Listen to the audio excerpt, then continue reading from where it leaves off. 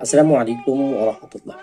গত একদিন আগে একজন অভিভাবক তার সন্তানকে নিয়ে আসছেন আমাদের প্রতিষ্ঠানে ভর্তি করানোর জন্য। প্রতিযোগিতা, পত্রিকা, বই, শহরে শেষ করছো? দেখি এটা রাখো। রাইখা করবে। বড় দিকে। বোর্ড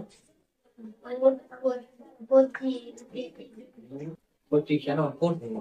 এটা বড় তো দেখি। বাচ্চাটি চতুর্থ শ্রেণীতে পড়ছে। একটি নামী স্কুল থেকে এসেছে, কিন্তু দুঃখজনক সত্য সে বাংলা রিডিং পড়তে পারে নাই। এটা কি আমাদের শিক্ষা ব্যবস্থার ব্যর্থতা নয়? পরবর্তীতে আমরা আমাদের মাদ্রাসার প্রথম শ্রেণীর একজন ছাত্রীকে আমরা ডাকলাম এবং সে আত্মবিশ্বাসের সাথে বাংলা রিডিং পড়তে শুরু করল। সরাসরি প্রধান কেন্দ্র অথবা বোর্ড পরিচালিত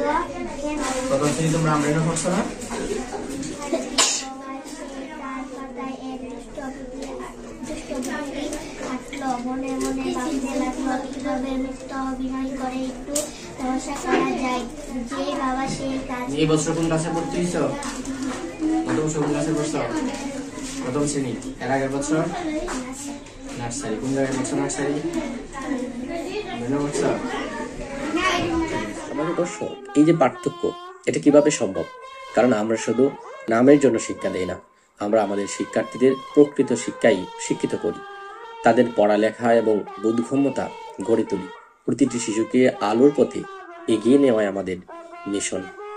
আমাদের প্রতিষ্ঠান শুধুমাত্র পড়াশোনা নয়, নৈতিকতা ও আত্মবিশ্বাসের ভিত্তি গড়ে তোলে। আমরা প্রতিটি শিশুকে প্রস্তুত করি তাদের ভবিষ্যতের জন্য।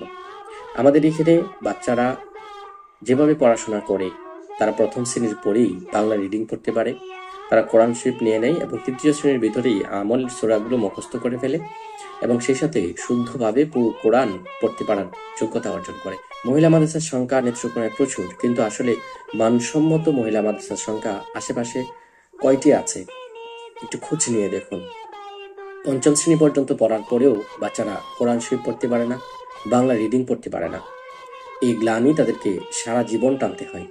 দাওরায় হাদিস কমপ্লিট করার পরেও সে আলেমা হয়ে যায়, কিন্তু তার কোরআন তেলাওয়াত শুদ্ধ হয় না, বাংলা রিডিংও স্পষ্টভাবে পড়তে পারে। আমরা চাচ্ছি নেত্রকোনায় এমন একটি মহিলা মাদ্রাসা প্রতিষ্ঠিত করতে, যেটি একটি মানসম্মত মহিলা মাদ্রাসা হবে।